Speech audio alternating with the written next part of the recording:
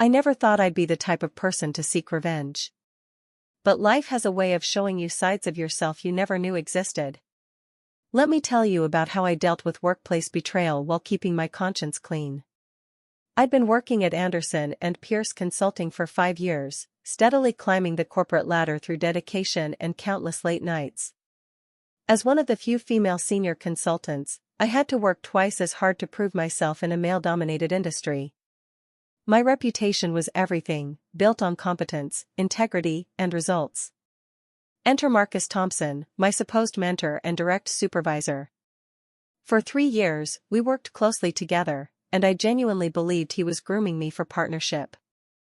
He'd often praise my work in front of clients, invite me to high-stakes meetings, and share insider knowledge about company politics. I trusted him completely, which turned out to be my biggest mistake. Last summer, our firm was competing for a massive contract with Global Tech Industries, a deal worth millions. I spent months preparing the proposal, researching innovative solutions, and developing a comprehensive strategy. Marcus supervised the project, but I was the one doing the heavy lifting. Late nights turned into early mornings, and my personal life became non-existent. But I didn't mind. This was my chance to prove I was partnership material. 2 weeks before the final presentation, Marcus called in sick. As his second-in-command, I naturally stepped up to handle client communications and fine-tune our proposal. What I didn't know was that he wasn't sick at all. He was secretly meeting with our competitors, Riverside Consulting. The day of the presentation arrived, and I was ready to shine. But Marcus showed up unexpectedly, looking perfectly healthy. He insisted on delivering the presentation himself, claiming it was too important to risk. I felt something was off but couldn't place my finger on it. We lost the contract. Not just lost, we were humiliated. Global Tech's CEO personally told our managing partner that our proposal was disappointing and showed a lack of innovation. I was devastated, but things got worse. A week later, I discovered through an old college friend who worked at Riverside that Marcus had accepted a partner position there. The kicker? He had shared our entire proposal with them, allowing them to counter every single one of our innovative solutions while adding their own improvements. They won the contract, and Marcus got his partnership. The betrayal hit me hard. Years of mentorship, trust, and friendship, all fake. He had used me to do the groundwork while planning his exit strategy. My reputation took a hit, and some partners questioned my judgment. I could feel the whispers in the hallways, see the pitying looks from colleagues. Most people would have exploded in rage or quit immediately. But I knew better. In our industry, emotional outbursts are career suicide, and leaving would only validate the doubts about my capabilities. Instead, I began planning. I remembered something Marcus once told me during a late-night strategy session: the best revenge isn't served hot or cold, it's served invisible. At the time, I thought he was just being profound. Now, those words would become my guidance. I decided to take the high road, but with a twist. I wouldn't stoop to his level of betrayal, but I wouldn't let him get away with it either. I needed a plan that would expose his true nature while reinforcing my professional integrity. As I sat in my office that evening, watching the city lights flicker through the window, I began to formulate my strategy. It would take time, patience, and perfect execution. But I had something Marcus didn't: a genuine network of relationships built on trust and respect. Little did I know, my journey for justice was just beginning, and the corporate world was about to witness a masterclass in professional revenge. The first phase of my plan began with something Marcus never bothered to cultivate: genuine relationships. While he focused on schmoozing executives, I had spent years building trust with people at all levels of the industry. It was time to put those connections to work.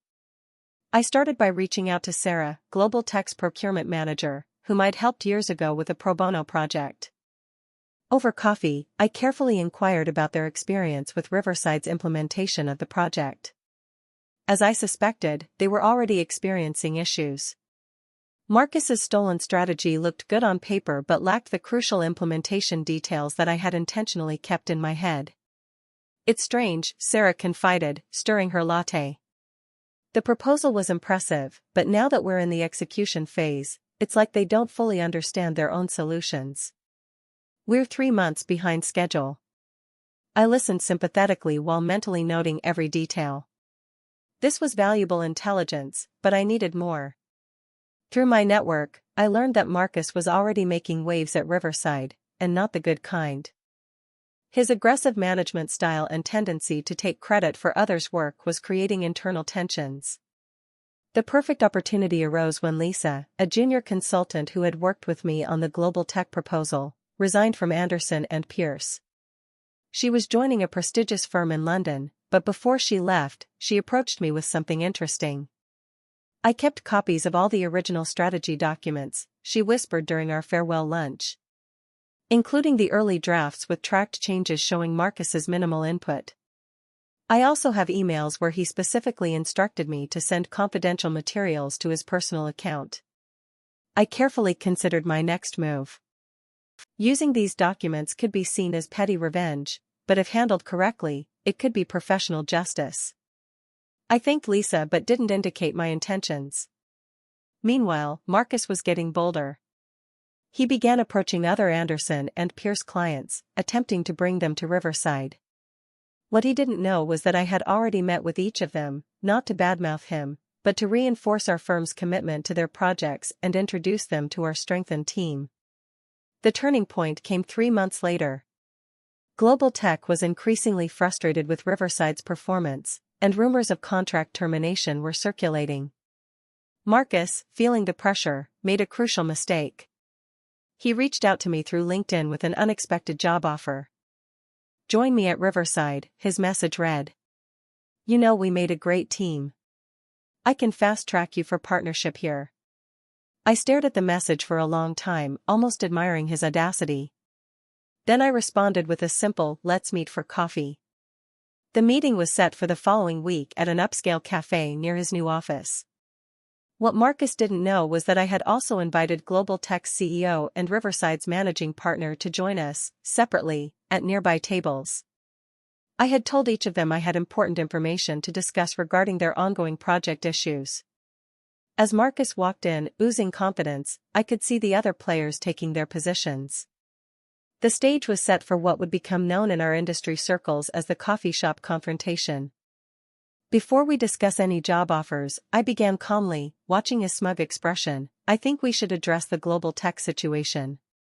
Specifically, how you're struggling to implement a strategy you stole but don't fully understand." The color drained from his face as I placed a folder on the table. Inside were the original documents Lisa had provided, along with a detailed analysis of how Riverside's implementation was failing due to missing crucial elements that only I knew.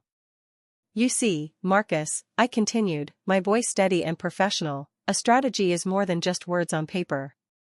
It's about understanding the deeper implications and having the expertise to execute." At that moment, both the Global Tech CEO and Riverside's managing partner began moving toward our table, and I could see Marcus's realization that his carefully constructed world was about to implode. The next 30 minutes were career-defining, just not in the way Marcus had planned. As the Global Tech CEO and Riverside's managing partner joined our table, I maintained my composed demeanor while Marcus visibly squirmed in his seat.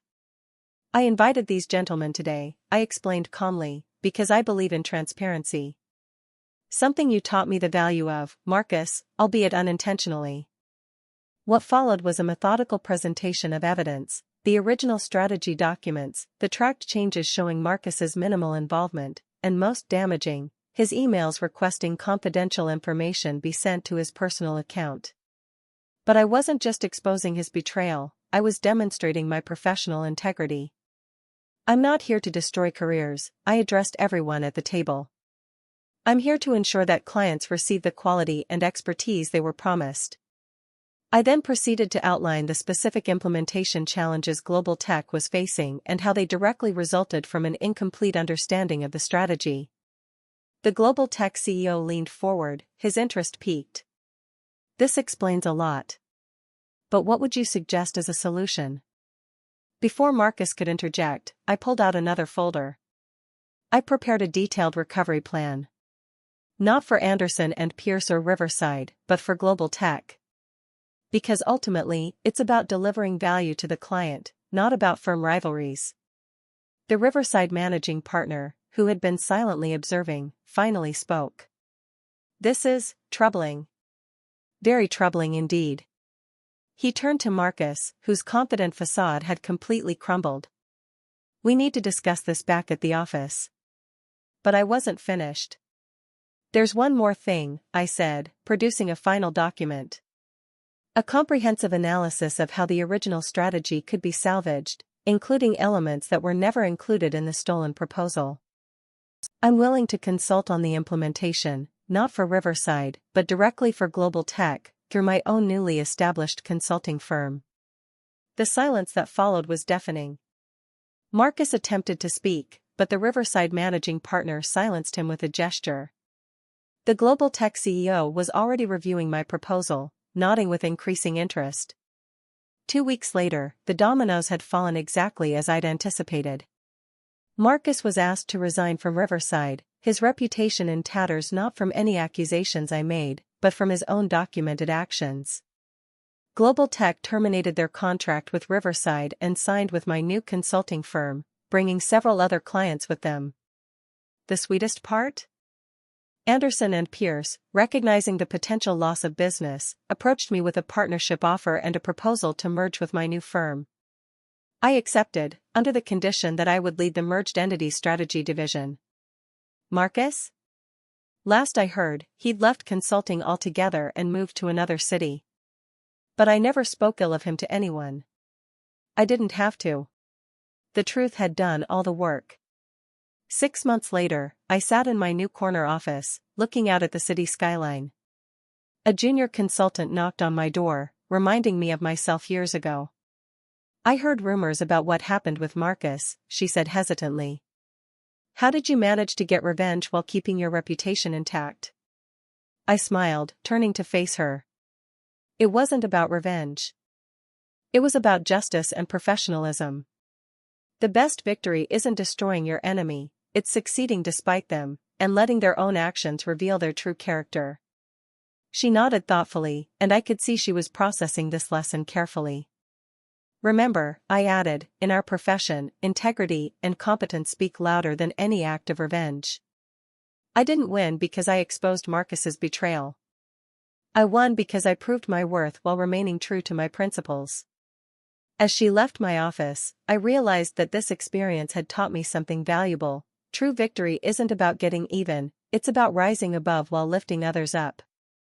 My revenge hadn't been about destroying Marcus, it had been about creating something better from the ashes of his betrayal. And that, I realized, was the sweetest revenge of all.